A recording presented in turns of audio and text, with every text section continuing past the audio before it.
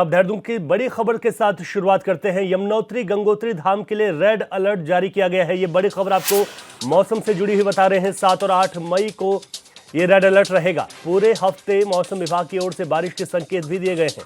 Badrinath Kedarnath road पर landslide का भी खतरा हो सकता है।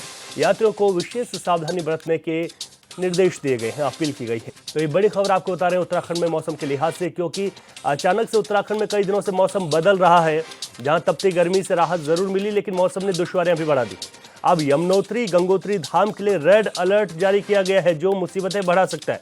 7 और 8 मई को रेड अलर्ट रहेगा यमुनोत्री गंगोत्री धाम के इलाकों में। पूरे हफ्ते मौसम में यहां पर बदलाव देखने को मिल सकता है, बारिश के संकेत है। बद्रीनाथ केदारनाथ की अगर बात करें तो यहां पर भी भारी बारिश से लैंडस्लाइड का खतरा बना हुआ है। यात्रियों से विशेष सावधानी बरतने की अपील की गई है। मौसम से जुड़ी हुई एक बड़ी खबर आपको बता रहे हैं। उत्तराखंड में मौसम का मिजाज पिछले कुछ दिनों से अचानक बदल रहा है। तेज बारिश है और ऊंचाई वाले इलाकों पर ओलावृष्टि और अधिक ऊंचाई वाले इलाकों पर बर्फबारी भी देखने को मिली है। ऐसे में तपती गर्मी से जरूर राहत है, लेकिन इस मौसम ने परेशानियां जरूर बढ़ा दी। उत्तराखंड में विश्व प्रसिद्ध चारों धामों की यात्रा लगातार जारी है और ऐसे में यमुनोत्री गंगोत्री धाम के लिए रेड अलर्ट जारी किया गया है। जबकि 7 और 8 मई को यह रेड अलर्ट जारी हुआ और नाथ और केदारनाथ रोड पर लैंडस्लाइड का खतरा भी है। विस्तार से जानकारी लेते हैं। हमारे संवाददाता समृद्ध मिश्रा इस वक्त हमारे साथ लाइव जुड़ गए हैं। समृद्ध, जिस तरीके से उत्तराखंड में मौसम विभाग ने रेड अलर्ट जारी किया है, कितनी परेशानियां बढ़ सकती हैं और आज उत्तराखंड में कैसा मौसम बना हुआ है? समृद्ध। बिल्कुल, देखिए रवि, जिस तरीके से आज की बात करी जाए, क्योंकि 6 मई की आज तारीख है और 7 और 8 मई यानी कि पूरे हफ्ते की जो जानकारी मौसम विभाग की ओर से दी गई थी वो ये थी कि ऑरेंज अलर्ट था। लेकिन देखिए 7 और 8 मई को खासतौर पर विभाग की ओर से एक आ गया है कि रेड अलर्ट जो है वो जारी कर दिया गया है, खासतौर पर यमुनोत्री और गंगोत्री में। तो ऐसे में प्रदेश के जो निचले इलाके हैं यानी कि जो प्लेन का इलाका है, वहाँ तो खैर इतनी समस्या का सामना लोगों को नहीं करने को मिलेगा, क्योंकि 1 से 3 डिग्री तापमान का जो अंतर है वो देखने को मिल सकता है। लेकिन अगर ऊंचले पहाड़ी इलाकों की बात करी जाए, पर्वतीय क्षेत्रों की बात करी जाए, तो वहाँ पर लोगों को समस्याओं का सामना करना पड़ सकता है। ऐसे में सबसे बड़ी समस्या जो लोगों को होगी वो यातायात को लेकर होगी, क्योंकि चारधाम यात्रा चल रही है। रूट्स पर कहीं ना कहीं जाम की स्थिति भी दिखती है। वहीं इसमें एक चीज़ गौर करने वाली ये भी है कि अगर तापमान की बात करी जाए तो गंगोत्री यमुनोत्री धाम का जो तापमान यानी कि माइनस तक चला गया है। अगर यमुनोत्री की बात करी जाए तो तकरीबन -6 डिग्री सेल्सियस का तापमान दर्ज करा गया और गंगोत्री की बात करी जाए तो -1 डिग्री का जो है वो न्यूनतम तापमान वहां आज दर्ज करा गया। जी रवि। समृद्ध, बीते रोज बारिश हुई प्रदेश में और बहुत सारी जगह हमने देखा कि लैंडस्लाइड की दिक्कतें आई हैं।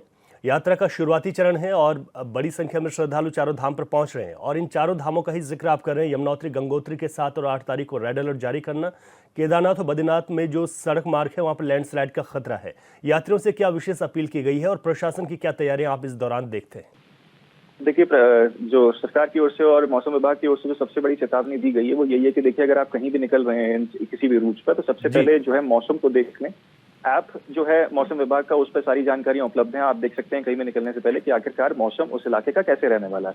रही बात जो है आप लोग ऑलरेडी उस इलाके में हैं, यानी कि आप अगर पहाड़ी क्षेत्रों में ऑलरेडी हैं, वहां पे पहले से हैं, और अगर कहीं ना कहीं आपको लग रहा है कि देखिए आगे अब यातायात करना एक मुसीबत बन सकता है, तो जो सबसे सेफ जोन आपको लग रहा है वहां पर आप खड़े हो जाइए और पुलिस को आप या प्रशासन को आप उससे तो उस वक्त मदद मांग सकते हैं। और एक और बड़ी जो चेतावनी जो प्रशासन की ओर से दी गई वो ये देखिए कि नदी किनारे और जो पतली घाटियां हैं वहां पर आप खड़े ना हो।